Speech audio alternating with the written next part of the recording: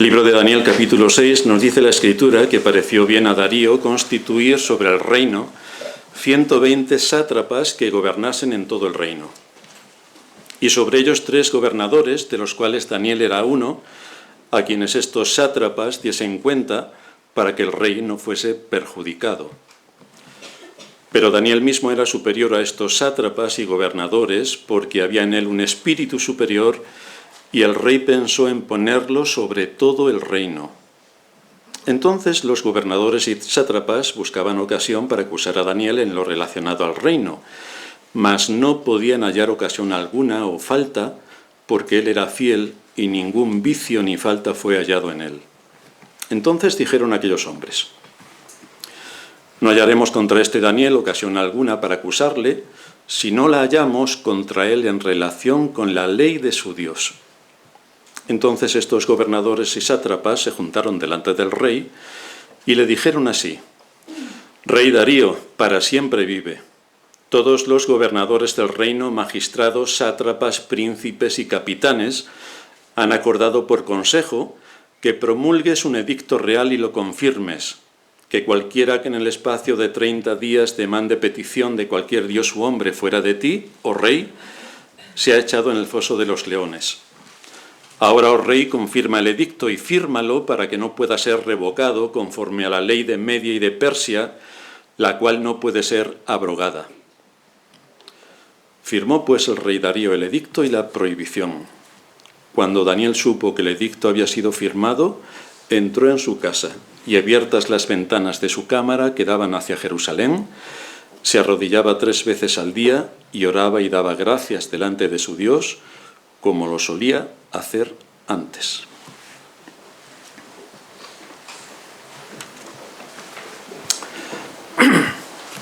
Como todos sabemos, creo yo, la ley del Señor, los 10 mandamientos, el propio Señor los resumió en 2. La primera tabla de la ley, amarás a Dios sobre todas las cosas, no es el primer mandamiento, es el primer resumen de la primera tabla de la ley, y la segunda tabla que nos dice: amarás a tu prójimo como a ti mismo. Que los hombres de este mundo amen a Dios sobre todas las cosas es algo que queda fuera de nuestra capacidad de entendimiento, porque evidentemente no es así. Ahora, que amen a su prójimo como a sí mismo, esto todavía está más lejos que amar a Dios sobre todas las cosas. Esta es la triste realidad del mundo que nos envuelve. Y en estos meses, en estas semanas, en estos días, hemos tenido ocasión de ver que amar al prójimo como uno mismo está lejísimos de lo que la gente piensa y cree. Pero esta es la realidad de nuestro mundo. Como realidad es que los que están en la alta cima del poder no se fían ni un pelo de la gente que tienen a su alrededor, ya que funciona el dicho que dice: se cree el ladrón que todos son de su misma condición. Y esto los que están en las altas instancias del poder lo tienen bien asumido y creen que es exactamente así. En nuestra historia nos encontramos con unos antecedentes.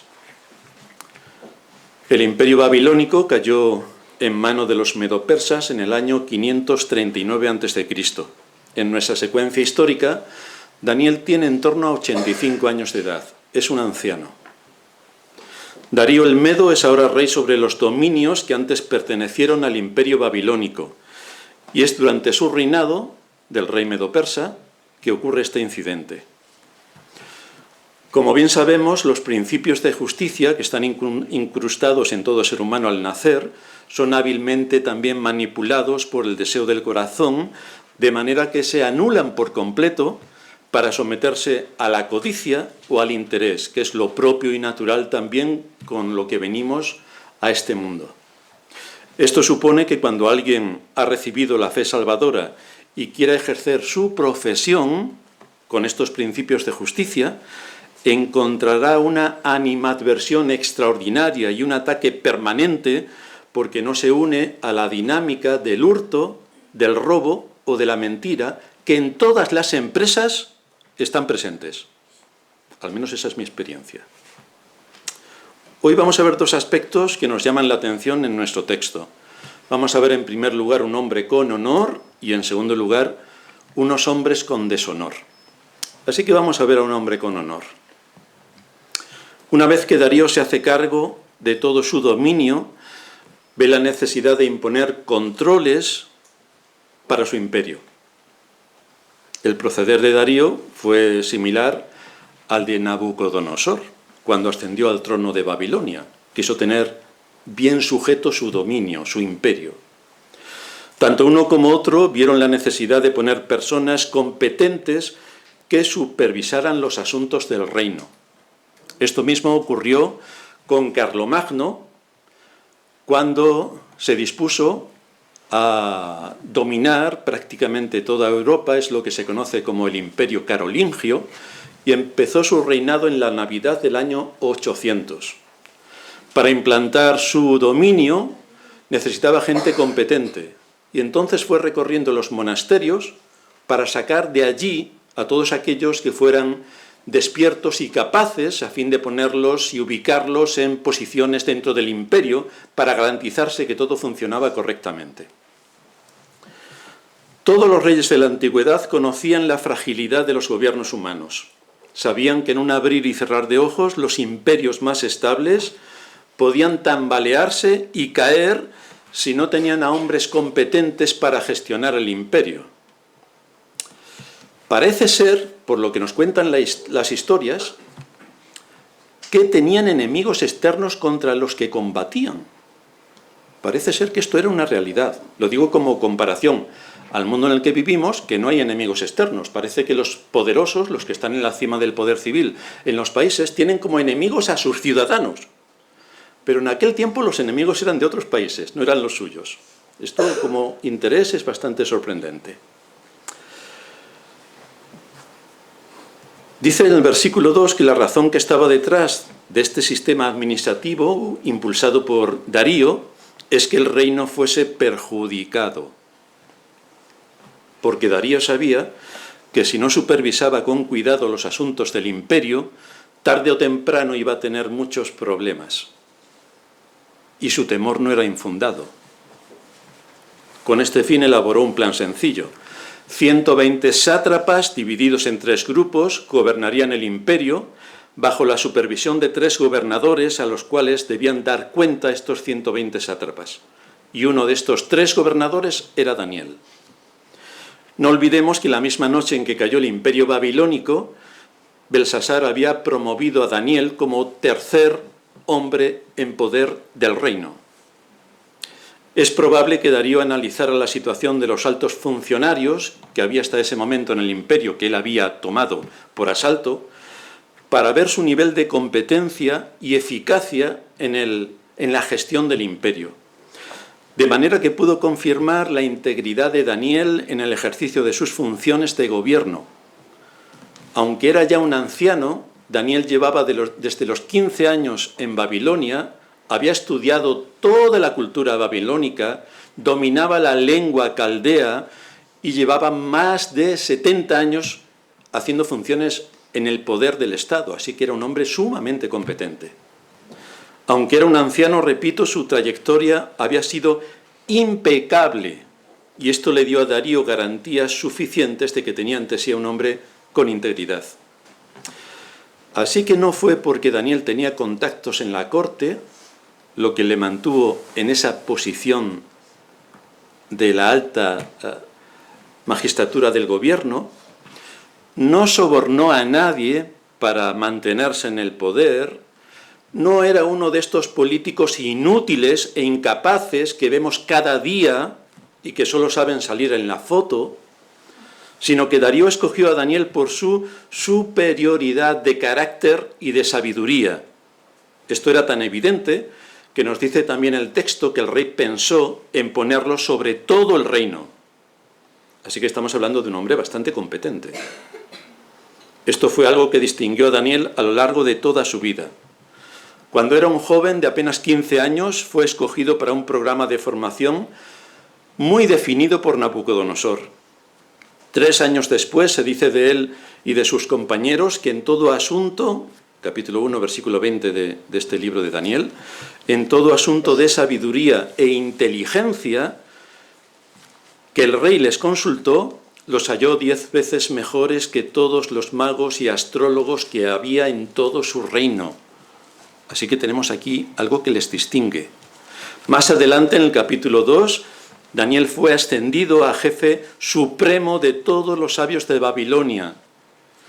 Y luego en el resto del libro se le reconoce como un hombre en quien mora el Espíritu de Dios. Y este comentario se hace en el contexto de su sabiduría y entendimiento en el gobierno de un imperio. Y esto es importante que no lo pasemos por alto, porque de acuerdo a la moda de nuestros días, parece que alguien sobre quien mora el Espíritu de Dios se pasa todo el día con las manos juntitas, encerrado en un convento, apenas come, viste con harapos y habla muy bajito, para que así parezca que es más santo. Esto es lo que hoy se entiende. Tienes que hablar con una voz dulce, si puede ser afeminada, mejor, porque así entonces embaucas a los ignorantes y engañas a todo el mundo. Pero si eres un hombre que habla con fortaleza, con fuerza, con dignidad y con valor, esto no está más mal visto, porque puede herir la sensibilidad de quien escucha y puede tener un trauma el pobre. Una pena que no vivamos en tiempos de Daniel, sobre todo los políticos que tenemos, a ver qué tal le iba con los leones. En este hombre, en Daniel, moraba el Espíritu de Dios, pero no porque era un buenista, ni por su misticismo, sino porque era un hombre de verdad, un hombre con carácter, con valor, con determinación, que es algo curiosamente que en nuestra época no está valorado. En nuestra sociedad permisiva y de cristal, un hombre así es despreciado en todos los ámbitos, porque hoy tienes que ser buenista, feminista, místico, espiritualoide, amoroso y permisivo con el mal. Entonces, eres un hombre. Si te pones firme ante todo este engaño atroz que nos envuelve, entonces recibes todo tipo de insultos. Y si ante el mal no hablas dulcemente, entonces es que no eres un buen cristiano. Algo similar ocurrió con José en Egipto. José no se limitó a interpretar el sueño de Faraón. No solamente le habló de las 7 vacas gordas y las 7 flacas y todo lo que eso iba a suponer, sino que aplicó su sabiduría para dar a Faraón un consejo oportuno y una salida a la crisis que se avecinaba. 7 años de abundancia y 7 años de escasez. ¿Qué tenemos que hacer ante esto? Y José detalló absolutamente todo lo que había que hacer para prevenir a Faraón y al pueblo de Egipto del gran acontecimiento que se avecinaba. Identificó el problema y aportó una solución. Y esto es a lo que somos llamados en nuestros trabajos. Vamos a nuestro jefe. Tenemos un problema, tenemos un problema, tenemos un problema. Hombre, ya sé que tenemos un problema. ¿Y la solución? Pero es que la solución también la tienes que aportar tú. No solamente debes identificar el problema, debes ofrecer una solución. En esto consiste la sabiduría. Y la sabiduría la adquirimos estudiando la Escritura. Así se adquiere la sabiduría.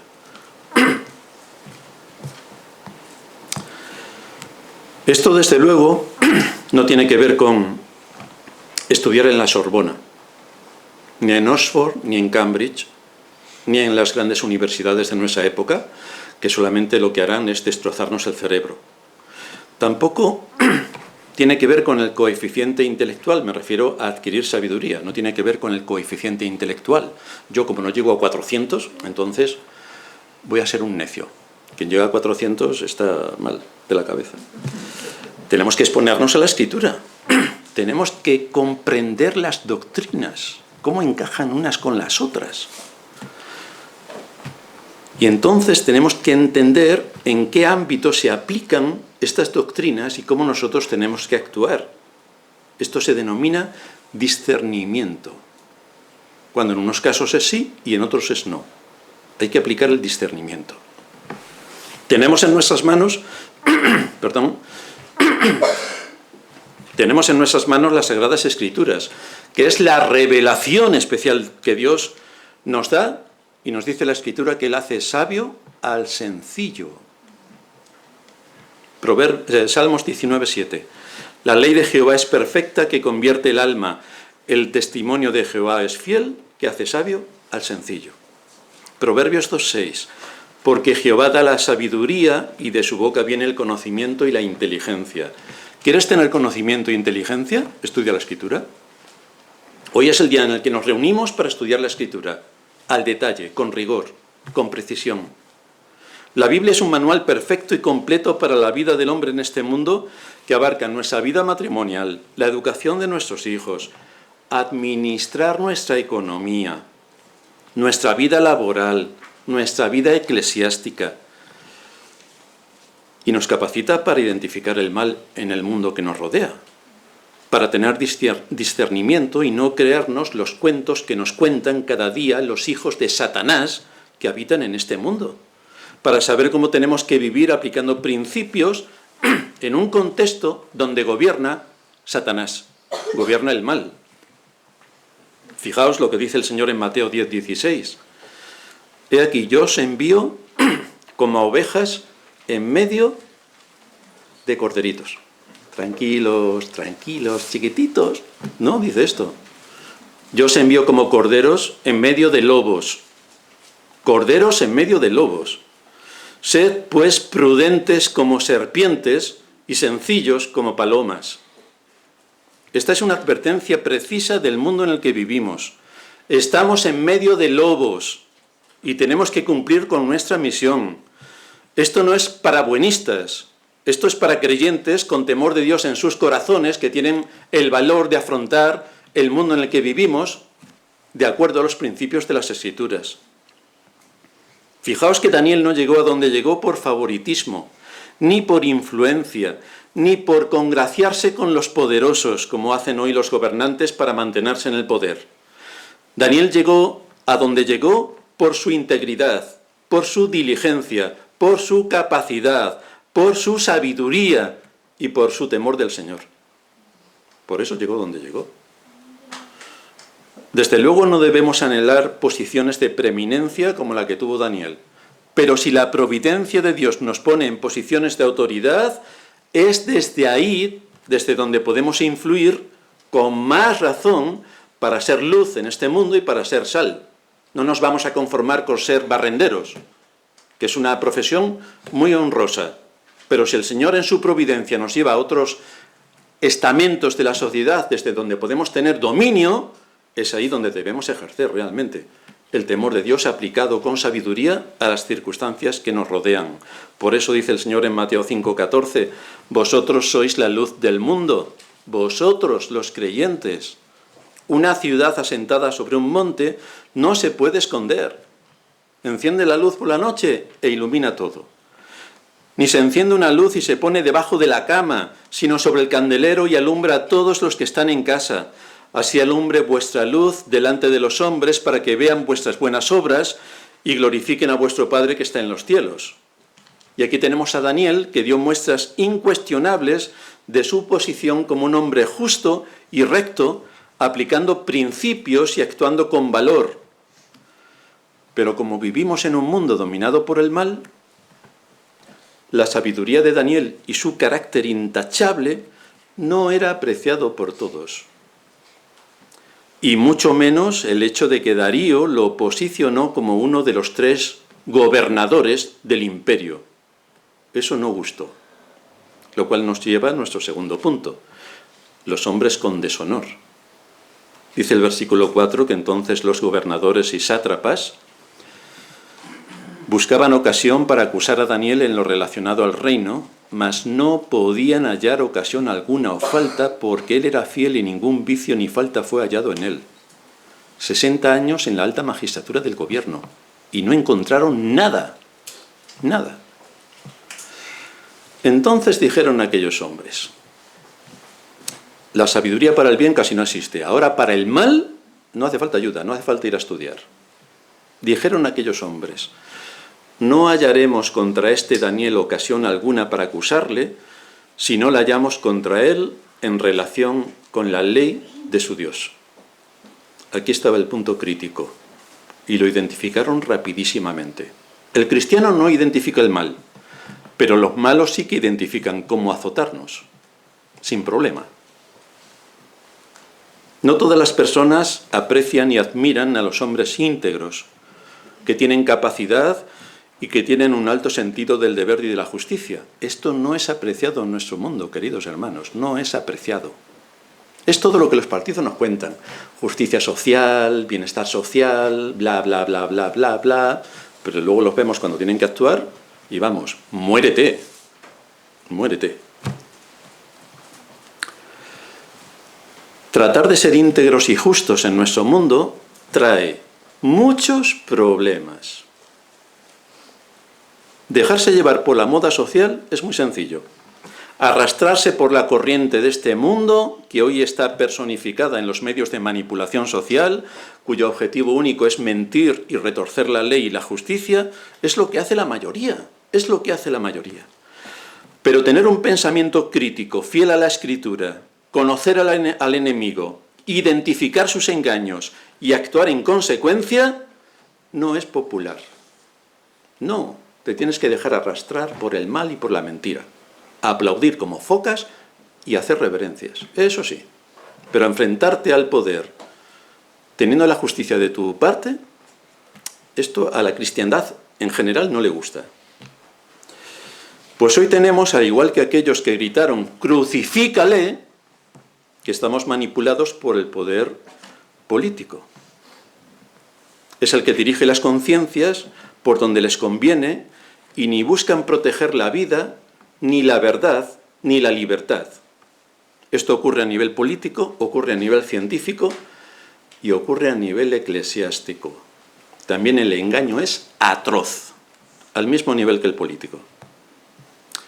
Frente a todo el mal que nos envuelve, debemos conocer con precisión la palabra para actuar con una reprensión silenciosa, no solamente contra el mundo, sino contra muchos que se llaman cristianos, que se creen todo tipo de cuentos lanzados por el maligno para acabar con la vida, para acabar con la verdad y para acabar con la libertad. Son estos, al igual que ocurrió en el tiempo del Señor, que llamándose cristianos, no solamente no combaten contra el mal, sino que lo aplauden y toman el relevo para seguir engañando a las almas y enviándolas al infierno. Ahí les vemos con una adoración corrompida, como estamos estudiando en la serie sobre la doctrina de la Iglesia. Una adoración corrompida, un desconocimiento extraordinario de Dios y de la doctrina, pero creyéndose a cabalidad todos los cuentos que este mundo les cuentan. Y ahí les vemos, como ahora está de moda que las mujeres sean presidentes, pues las mujeres son pastoras. Ahí vemos a las mujeres en el ministerio. Vemos una falta de solemnidad y reverencia en el culto público espantosa. Vemos cómo se niega la fe como un don que Dios da a quien quiere. La Escritura dice, la fe es un don de Dios. Bien, pues para la cristiandad no. La fe es mía y la pongo yo cuando quiero, pero no es un don de Dios. Imponen que la Escritura no es suficiente, sino que hay que añadirle a la Escritura mi creatividad, especialmente en la adoración. Y así encontramos los cultos creativos que nos invaden. No se acepta la doctrina de la creación como la describe la Escritura, porque para la cristiandad también Génesis es un libro que es un cuento. Ellos sí que son un cuento, pero no aceptan la Biblia como la palabra de Dios que es. Desprecian por completo los 10 mandamientos, porque ahora vivimos en la época de la gracia, no de la ley. Así que pégale un tiro a tu vecino, que no pasa nada, porque vivimos en la época de la gracia. En definitiva, rechazan todos los distintivos cristianos para adaptarse a la moda de la época. Y este es el mundo en el que vivimos. La sociedad civil está mal, la religiosa peor. Este es el mundo en el que vivimos. El creyente íntegro no debe limitarse a apartarse del mal. Ni siquiera puede ser neutral, ni siquiera. ¿Yo soy neutral? Pues no, hermano, no puedes ser neutral. Aquí eres de los hijos de Dios o de los hijos de Satanás, pero no hay un estado neutral. No estamos en Suiza. No hay un estado neutral. Hay que estudiar las Escrituras, hay que conocer el mundo en el que vivimos, y entonces podemos exhortar y reprender con argumentos a aquellos que continuamente están engañando en todos los ámbitos, en la política, en la ciencia y en la religión. Pero para eso hay que estudiar. Dice el libro de Proverbios 27:5, Mejor es reprensión manifiesta que amor oculto. Fieles son las heridas del que ama, pero importunos los besos del que aborrece. Y aquí nos acordamos de Judas rápidamente. La integridad tiene un precio y nosotros debemos tener la disposición de pagarlo. Primero, por amor a Dios y segundo, por amor al prójimo. Así cumplimos la ley. Daniel poseía esta clase de integridad y los funcionarios del imperio lo sabían. Lo sabían. Sabían que Daniel iba a cumplir con su deber. Lo sabían. Sabían que en la medida de sus posibilidades trataría de que los sátrapas cumplieran con su deber. Lo sabían. Y un hombre así gobernándolos era un extraordinario problema. Imaginaos que en estas fechas que ha ocurrido todo lo que ha ocurrido en Valencia, hubiéramos tenido un hombre con valor, con carácter, con energía y con poder. Bueno, pues no imagináis que nos faltarían cárceles para meter a tanto inútil. Pues así estamos. Este es el mundo. Pero hay otro elemento que seguramente jugó un papel importante en la conjura que estos hombres hicieron contra Daniel. La envidia y los celos. Para estos hombres era inconcebible que un cautivo hebreo fuese puesto por encima de todos ellos como su máxima autoridad. Era inconcebible, nos lo dice el versículo 13. Entonces respondieron y dijeron delante del rey: Daniel, que es de los hijos de los cautivos de Judá, no pases esto por alto, Darío, que es un hebreo, que es un cautivo, que vino como cautivo, no es de los nuestros. Así que argumentaron todo lo que pudieron para acusar a Daniel de un delito que no se hallaba. La envidia, la envidia. El diccionario de la Real Academia Española de la Lengua define la envidia como el sentimiento de tristeza o enojo que experimenta la persona que no tiene o que desearía tener algo para sí sola y que otra persona posee. La envidia. Estos hombres estaban dispuestos a hacer lo que fuera necesario con tal de quitar a Daniel de en medio. Sus corazones estaban llenos de odio y esto produjo en ellos una inclinación homicida, porque lo quisieron matar. Esto es lo que pasa cuando alguien actúa con justicia. Y tenemos un ejemplo extraordinario. Nuestro Señor. Lucas 19:45. Entrando él en el templo, bueno, esto sí ocurrirá en nuestros días, crucificarían al Señor antes de que llegase su momento. Fijaos. Entrando en el templo, comenzó a echar fuera a todos los que vendían y compraban en él. Pero, queridos hermanos, esto es lo que tenemos en muchas iglesias. Al final hay bocadillos a la venta. Al final trae la ropa para una ONG, claro. Pero la iglesia se convierte en un mercadillo. Pero si es exactamente lo que el Señor está reprendiendo y sobre lo que está actuando. Bueno, pues los de hoy no se han dado cuenta todavía. Pero es un texto que aparece en la Escritura. Pues se ve que no lo han leído. Aparte de Santa Biblia que aparece en la portada, tenemos dudas de que hayan leído algo más. Entrando en el templo, comenzó a echar fuera a todos los que vendían y compraban en él, diciéndoles: escrito está, mi casa es casa de oración, mas vosotros la habéis hecho cueva de ladrones, estáis haciendo negocio. Y enseñaba cada día en el templo, pero los principales sacerdotes, los escribas y los principales del pueblo, la clase gobernante, procuraban matarle. Vaya, esto sí que es sorprendente. Un hombre que está defendiendo con integridad cómo tiene que ser la casa de Dios y para qué es la casa de Dios, resulta como va en contra de los intereses de todos aquellos que forman la clase dominante y que tienen bien asentados sus posiciones de poder y les hace tambalear, entonces están pensando en matarle. Lucas 22. Estaba cerca la fiesta de los panes sin levadura, que se llama la Pascua.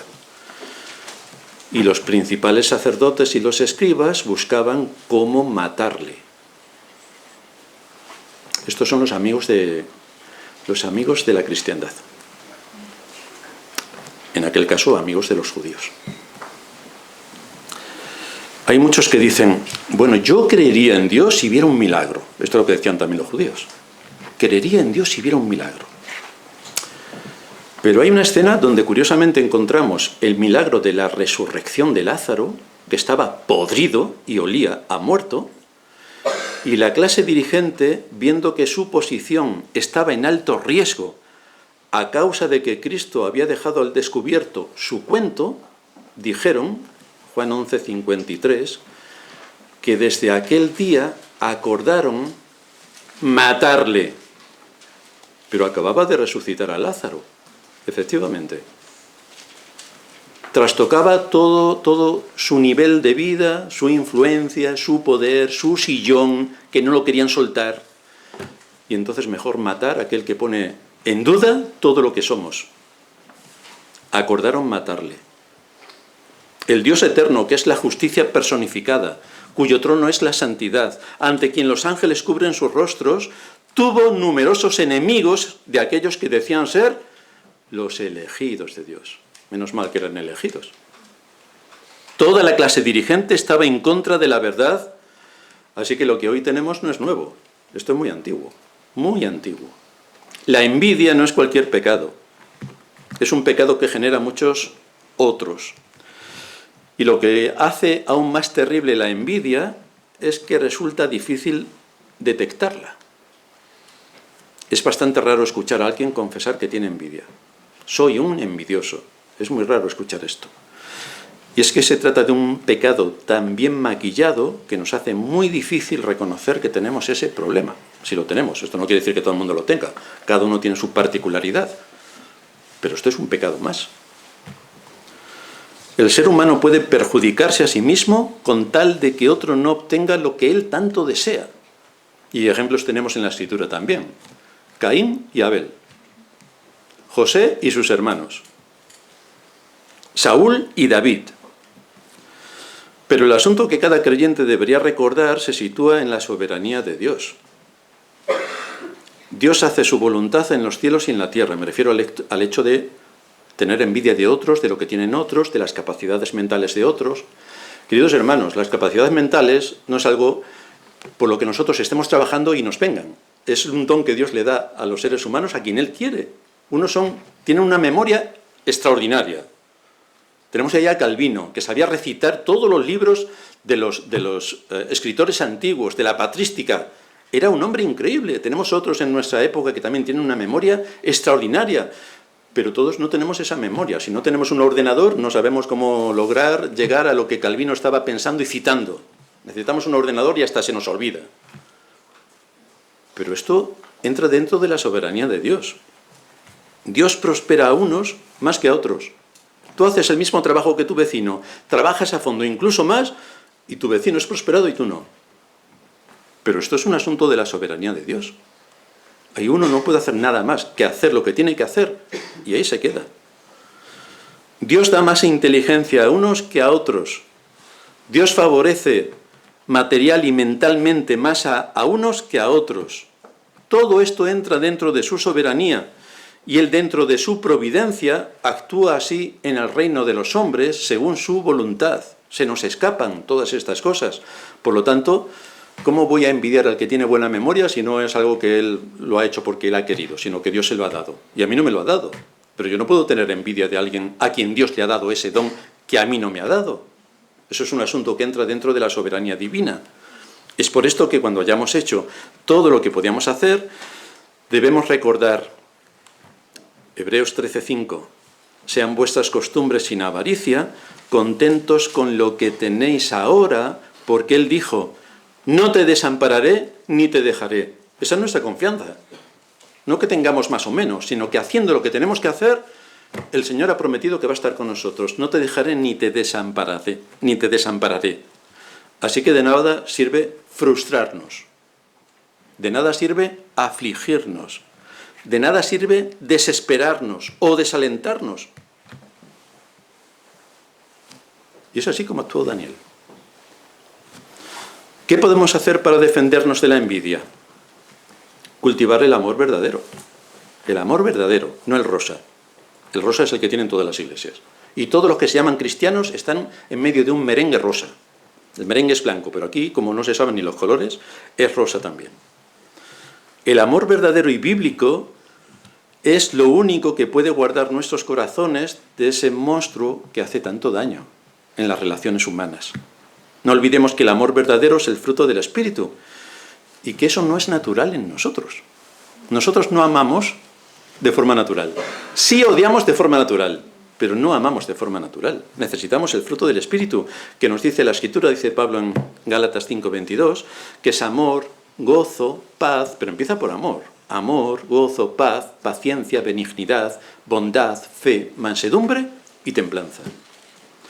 Debemos llorar con los que lloran y debemos reír con los que ríen. Debemos alegrarnos del bien que otros reciben y llorar con aquellos que sufren alguna desgracia. Debemos estar en ese ámbito de comunión. Pero los gobernadores y sátrapas no pudieron aceptar que alguien que era intachable y que había demostrado una trayectoria de tantos años en posiciones de máxima autoridad en el imperio, siguiera siendo líder. Así que por tal razón, no solamente quisieron quitarle de esa posición, sino quitarle la vida. Proverbios 27:4. Cruel es la ira e impetuoso el furor, mas ¿quién podrá sostenerse delante de la envidia? Porque el asunto es bastante crítico. ¿Y cómo trataron estos hombres de llevar a cabo sus planes siniestros? A través de la adulación. Oh rey Darío, todo el mundo sabe tu grandeza. No sé si llevaron violines, pero por ahí iría el tema. Adulando al rey, le impusieron que firmase el edicto. Lo que Reina Valera traduce como se juntaron, en el versículo 6, es muy enfático. Quiere decir que se agruparon con una intencionalidad. Se habían puesto de acuerdo previamente para matar a Daniel y embaucaron al rey con este engaño para ejecutar a su presa. Pero nos dice la Escritura, la lectura que leíamos en la introducción, Hechos 4:25, ¿por qué se amotinan las gentes y los pueblos piensan cosas vanas? Se reunieron los reyes de la tierra y los príncipes se juntaron en uno contra el Señor y contra su ungido. Y es esta la historia de la humanidad. Continúa a nuestros días. Este es el fondo de toda la historia humana. El enfrentamiento permanente contra Dios y contra su pueblo, contra su verdadero pueblo. Porque el ser humano no acepta otro Dios que él mismo, pero a la vez es el ser humano quien quiere dominar a sus semejantes y someterlos. Esto no ocurre bajo principios de justicia, sino bajo el engaño y la corrupción, que es el mundo en el que vivimos. ¿Y a qué conclusión nos lleva todo esto? Pues no debemos ser desconocedores que el mundo en el que vivimos tiene una batalla permanente contra Dios y contra su palabra y contra su pueblo. No debemos ser ignorantes de esto. Este mundo ha sabido introducir el engaño para que aparezca como algo ridículo que podamos hablar de Dios. Esto sí que ha sido una treta hábil, como estos sátrapas hicieron con Darío. Ha sabido convencer al mundo de que si tú hablas de Dios, debe ser un marciano. Vaya. No podemos hablar de Dios, de su poder creador, ni legislador y redentor, sin que piensen que estamos mal de la cabeza o que somos unos lunáticos. No quieren ni oír hablar de la vida después de la muerte. Les domina este poder engañoso para que no crean a la verdad, sino que se complazcan en la mentira. Pero no podemos ceder ante esta manipulación de la verdad por parte del poder civil, que se endiosa para que los ciudadanos le rindan pleitesía, para que nos decantemos por uno u otro de los partidos que gobiernan en cada uno de los países, cuando en realidad todos sirven al mismo amo. Queridos hermanos, todos sirven al mismo amo. Es por esto que tenemos que armarnos con argumentos convincentes para ir sembrando la semilla del Evangelio en un mundo que no quiere oír hablar del Evangelio, que es enemigo de Dios, pero donde nosotros tenemos que plantar la semilla. Sigue diciendo el texto de Hechos en el capítulo 4, versículo 27, porque verdaderamente se unieron en esta ciudad contra tu santo Hijo Jesús, a quien ungiste, Herodes y Poncio Pilato, con los gentiles y el pueblo de Israel. Aquí está hablando de toda la clase gobernante está contra Cristo. Los judíos están contra Cristo. Y para que nadie piense, bueno, los judíos, los gentiles. Ahí también estamos nosotros. Y los gentiles, todos contra Cristo, para hacer cuanto tu mano y tu consejo habían antes determinado que sucediera. Y ahora, Señor, mira sus amenazas y concede a tus siervos que con todo denuedo hablen tu palabra. Estos hombres no se callaron a pesar de las amenazas que recibieron por parte del poder civil y de la sociedad de su época. No se callaron, sino que persistieron en defender la verdad, lo cual nos da un gran ejemplo de aliento para persistir en nuestra época en defender la verdad frente a las mentiras de este mundo, que es siervo de Satanás, que aborrece la justicia y aborrece lo bueno. Esto lo hemos podido ver en estos días de una manera contundente. Y nosotros tenemos que seguir persistiendo en que evidentemente Dios existe. Evidentemente Dios gobierna sobre toda su creación. Y evidentemente Dios no dará por inocente el culpable. ¿Quién es el hombre que teme a Jehová?, se pregunta el salmista. Él le enseñará el camino que ha de escoger. Es con la enseñanza que nos muestra la palabra cuando obtenemos los recursos que precisamos, pero no solamente para saber cómo vivir en este mundo, con un criterio de justicia, sino para identificar el mal y luchar contra él. Temed a Jehová vosotros sus santos, pues nada falta a los que le temen. Vaya promesa. Temed a Jehová vosotros sus santos, pues nada falta a los que le temen. Esto es lo que debe traer calma a nuestro corazón. Daniel se mantuvo firme ante una amenaza de muerte. Y no es porque fuera un Superman y nada le afectara, era un hombre de piedra, no, sino porque descansaba en Dios. Mantuvo su posición, era conocedor de que nada se escapaba del poder absoluto y soberano de Dios. Así que descansó en Dios. Descansó en Dios. Pero lo mismo ocurrió con Cristo, cuando lo iban a matar. Dice Mateo 26:39, está hablando el Señor: Padre mío, si es posible, pase de mí esta copa, pero no sea como yo quiero, sino como tú, que sea tu voluntad, no la mía, la tuya.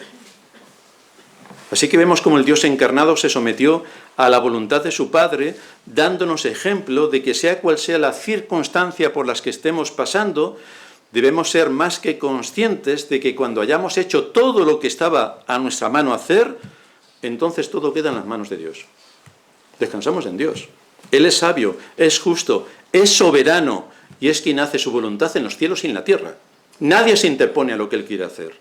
Así que cuando nosotros hagamos lo que tenemos que hacer, todo queda en las manos de Dios. Hebreos 13:6.